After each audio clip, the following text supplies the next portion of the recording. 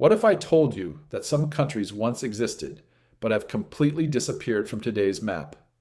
Some disappeared through war, others split apart, while a few merged with neighboring nations. Lost countries existed across nearly every continent on Earth. Let's count down 10 fascinating countries that disappeared and discover what happened to each one.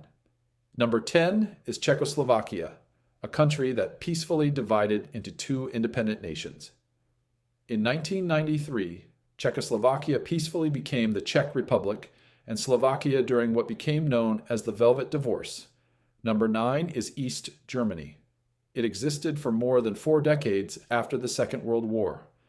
After the Berlin Wall fell, Germany reunited in 1990, ending East Germany's separate existence and becoming one country once again. Number 8 is Yugoslavia. Once a single nation in the Balkans, it eventually broke apart as conflicts led to the creation of several new countries. Its breakup created Slovenia, Croatia, Bosnia and Herzegovina, Serbia, Montenegro, and North Macedonia, while Kosovo remains a territory with disputed status. And we're just getting started. Even more surprising countries disappeared from the map in the next part, including the Soviet Union, South Vietnam, Tibet, and Zanzibar.